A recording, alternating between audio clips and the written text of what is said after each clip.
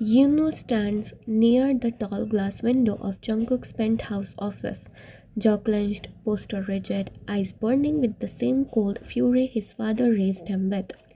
The Seoul skyline behind him glows in the crimson shades of a dying sunset as though the entire city is holding its breath for the argument that is about to erupt inside this room. Jungkook sits behind his massive black marble desk, silent, calm, terrifying. His fingers tap lightly against the polished surface, each tap louder than the last, echoing through the tension thick room like a countdown to an explosion. Mr. Song's words still hang in the air, and Yunu's expression curdled with disgust.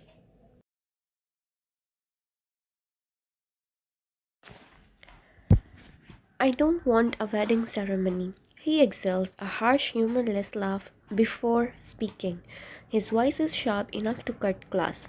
He steps forward, eyes locked onto Jungkook's. Even though Jungkook is his father, he does not lower his voice, his gaze, or his pride. Forcing a woman on me wasn't enough for you? Yunu spits the words like venom. Putting my signature on the papers is the most I can do. Jungkook's jaw tightened fractionally, annoyance, not guilt. But he allows Yunu to speak. He always has. He raised a son who can stand face to face with him, not one who bows. Yunu continues.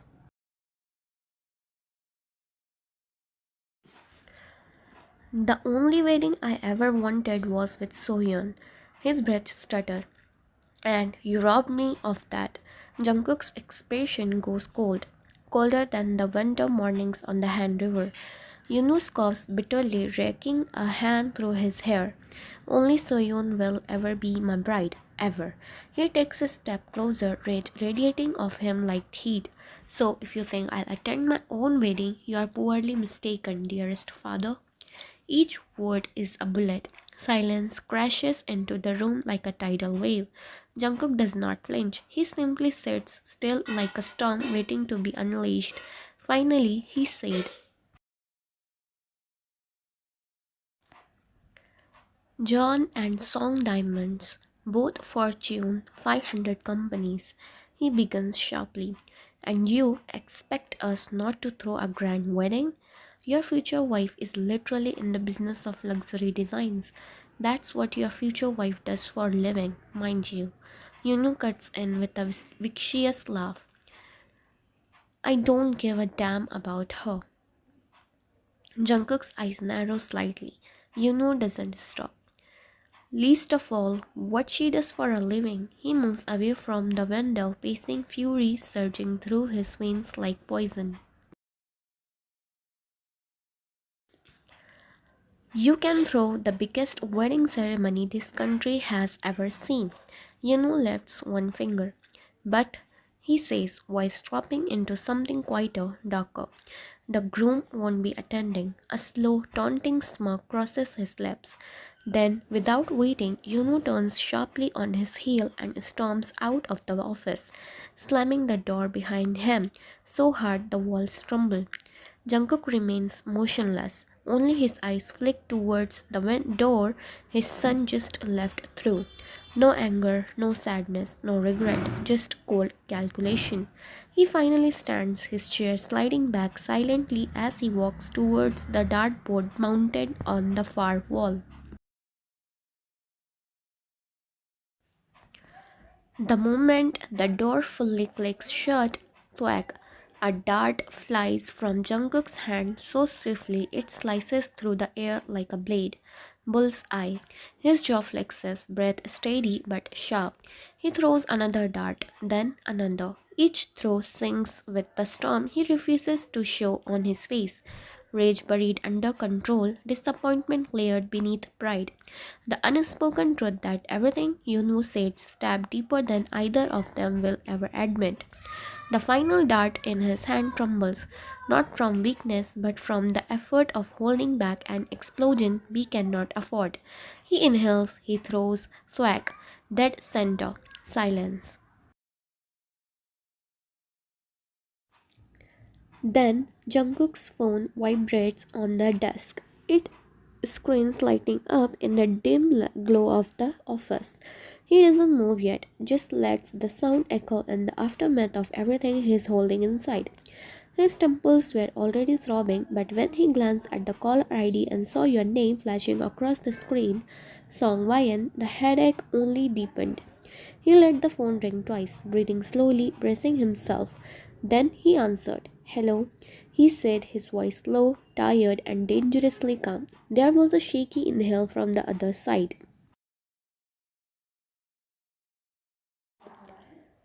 "Hi, Jungkook.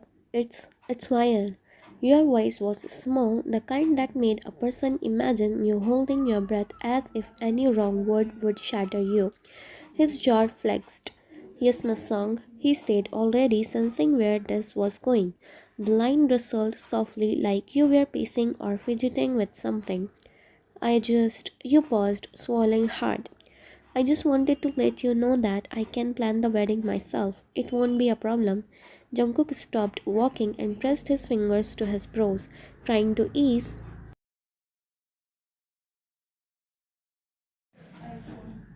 the pressure gathering behind his eyes. A wedding wasn't something he had the luxury to think about, not when there were enemies circling like wolves. But of course, you didn't know that. All you knew was that you were arranged to a man who barely spoke to you. He shut his eyes. "Yuno doesn't want a wedding ceremony," he said. There was silence so heavy even the static on the phone seemed to pause. Then a soft, confused whisper Jungkook heard.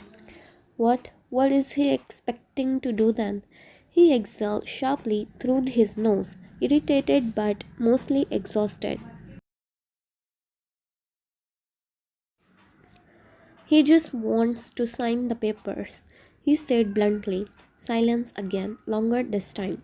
He could picture it perfectly. You standing in your room, clutching the phone, trying not to let your disappointment show. He wasn't cruel. He knew what a wedding meant to you. Every girl imagined walking down an aisle, flowers, music, families gathered, the perfect moment frozen like a memory. But Jungkook had built a life where perfection didn't survive. Your voice trembled slightly. Father, Father isn't going to like it."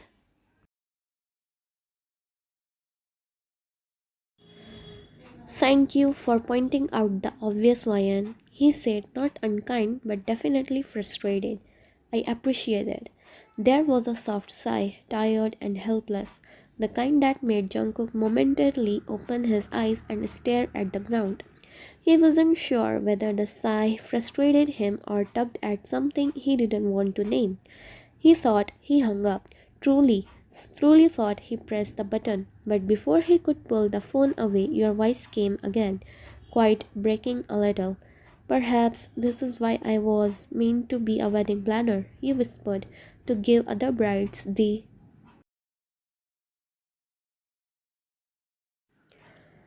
picture perfect wedding that I'll never be able to have." Jungkook froze. For a moment, something shifted in his chest, a quiet ache he refused to acknowledge. He didn't sign up for emotions. He didn't sign up to care whether his decision broke someone, especially not someone gentle like you. But your words were painfully honest, painfully raw, and they settled over him like snowfall. He opened his mouth, searched for something, anything to say, but all he managed was, "Perhaps." The silence stretched, heavy and wounded. Your breath hitched like you were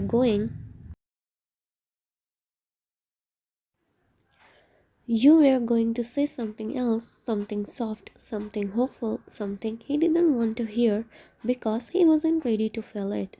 Jungkook didn't let you finish. His thumb pressed the red icon. He hung up. After the call, Jungkook stood in the corner of his office, leaning one hand against the glass wall, staring at the rooftops of Seoul far below. The earlier call with you still lingered in his mind like an echo he didn't want to acknowledge. He inhaled, his jaw clenching, and unlocked his phone. There was no avoiding the next conversation. If he didn't deal with Mr. Song now, the old man would call non-stop and Jungkook wasn't in the mood for another emotional outburst or questioning session about the wedding. He pressed the FaceTime icon. The call rang twice before the screen lighted up with Mr. Song Ji-sung's face, dressed in a pristine gold shirt, standing on the lush green field of an elite country club in Korea. Behind him, sunlight glittered off clubs and manicured lawns. The man looked relaxed, comfortable, and absolutely unaware of the storm Jungkook was about to throw into his peaceful evening. "Mr. Song," Jungkook greeted, straightening his posture. "Good evening. I hope you are doing well." "Very well, in fact," he said while adjusting his grip on the golf club. Mr. Song flashed a white grin, wiping sweat from his forehead with a white towel. "To what do I owe the pleasure of getting a video call from John Jungkook himself?" Jungkook didn't like wasting time. If he dragged out the conversation, Mr. Song would find an opening to lecture him, complain, or worse, start worrying about you. So Jungkook took the blunt approach, his tone sharp and firm. "It's about the wedding," he said, not blinking. "There won't be a ceremony." For a moment, Mr. Song froze mid-motion. The golf club dangled from his grip as he slowly turned his head towards the screen, eyebrows lifting in disbelief. He inhaled deeply once, swung the club far back, and with a forceful exhale struck the golf ball so hard it shot high into the sky like a rocket. Then he looked at Jungkook again.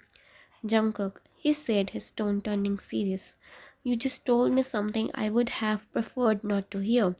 The man ran a hand through his graying hair, face growing stern.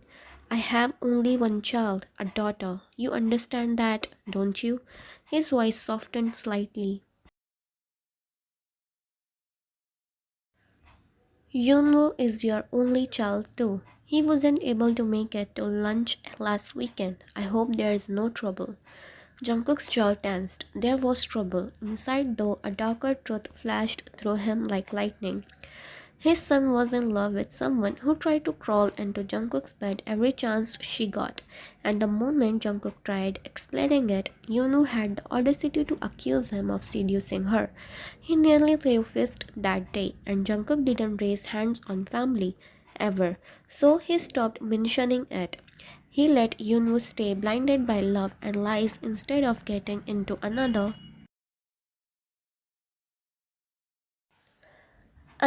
war with his own son. But none of that, absolutely none of it, was something he would ever say to Mr. Song.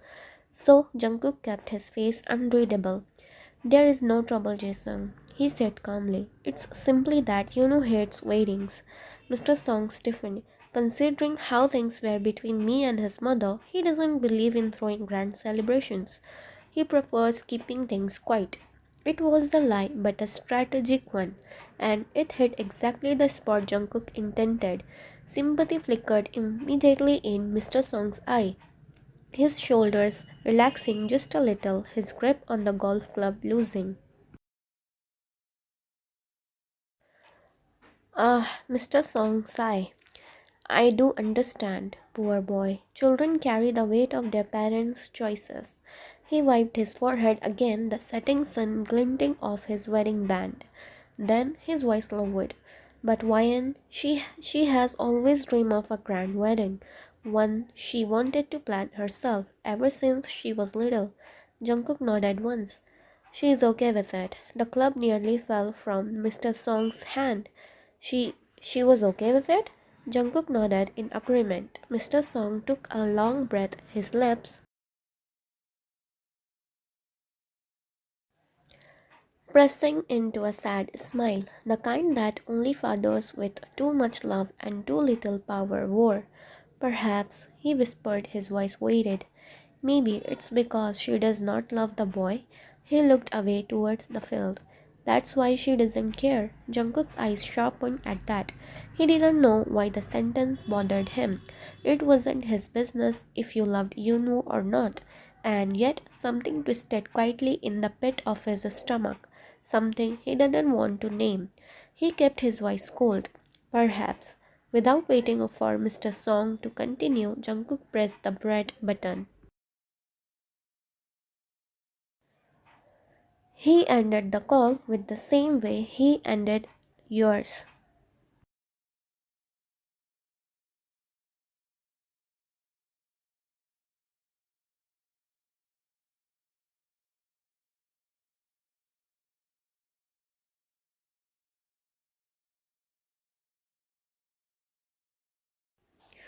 The soft evening light spilled into Yunu's penthouse living room, painting the walls with a warm golden hue. Yunu sat on the couch, leaning back, eyes on the city skyline, while Soyun rested comfortably beside him, her head on his shoulder, scrolling mindlessly through her phone. The room was calm, almost too calm, considering the storm that had been raving between all of them these past weeks. Yungo cleared his throat softly, attempting to break her focus. "Where are you supposed to marry Park So-hyun?" he asked, his tone casual but laced with an edge he didn't bother hiding. So-hyun didn't reply at first. She simply continued scrolling her perfectly manicured nails, tapping rapidly against the screen. "Look at Izzy," she muttered, squinting at a photo. "She still can't get rid of that weight. I swear some people have no discipline." Gently but firmly reached over, sliding the phone out of her hand. "I asked you something," he said. "When is the wedding?" She pouted, crossing her arms dramatically like a child whose toy had been taken away. "I told you already," she said. "The 15th of June. I asked Daddy to make it big, really big." Stiffened, his jaw tightening. "You are really going to have a full ceremony?" Soyeon blinked at him, confused. "Of course, a wedding is every girl's childhood dream, If I can't have the groom I want, then I will at least have the wedding I want." Her honesty hit him like a punch to the chest. Yunwoo looked away, trying to process the contradictions. She wanted him, wanted to be with him, yet wanted a grand wedding. Wedding with someone else, wanted both worlds, wanted everything. He dragged his hand over his face. "Right," he murmured. "Because that makes sense." She frowned. "Don't start, Yunwoo. I'm not doing anything wrong. I'm just accepting what I can't change. My dad wants the Park marriage, and I can't fight him on everything." Yunwoo let out a humorless laugh. "But you can fight me on everything, right?" Soyeon's eyes narrowed. "Don't twist my words." He sighed and looked at her again, studying her expression carefully. The carefully masked frustration, the entitlement, the shallow sadness. "So you want your big ceremony," he said quietly. "Fine, you can have it." She turned sharply towards him. Her tone softened. "You know what's wrong with having a ceremony? It's not like I'm asking you to marry me right now. No, you are just asking me to pretend your wedding doesn't bother me." His voice held a tight bitterness he didn't try to hide. She scoffed. "Why would it? You are going to marry Song Wyan anyway." The name made Yuno flinch, and So Yun noticed instantly. Her lips curled into a small smirk. "See," she said lightly, "even saying her name irritates you. You think I don't know that?" Yunwo leaned back, arms crossed, eyes narrowing dangerously. "That's exactly why you shouldn't care about my wedding. If I'm being thrown into a marriage I never asked for, then I deserve at least one thing that I do choose." She raised her eyebrows. "You mean me?" He didn't respond. He didn't have to. She shifted closer, her voice gentler now. "Yunwoo, I know things are messy. I know you are angry about the arranged marriage. But what do you want me to say?" He looked away. "Nothing," he said bluntly. "Because it won't matter. The moment the papers are ready, my father will drag me to sign them." Soyeon sighed dramatically. "Well, at least you won't have to stand in front of 1,000 guests," she said. "That girl should That girl should be grateful she's getting anything at all. She's lucky she's marrying into the Jian family. Yunus snapped his gaze towards her with a glare. Don't talk about her like that. Soyun blinked, surprised. Why not? It's not like you like her. He didn't answer. Soyun let out a slow breath. Fine. Her tone softened again, but her eyes remained sharp. Do what I want, you know. Hate the wedding, hate the ideas, hate the girl, I don't care. But don't take out your anger on me because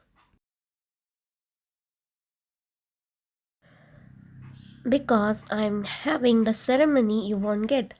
Yunus stared at her, tension flooding his chest, but he said nothing. He couldn't, because for once she wasn't entirely wrong. Still, he muttered under his breath, that girl is getting nothing from me. She will wish she never married me. So Yoon's eyes glimmered with pride, approval, and something darker. Good, she said softly.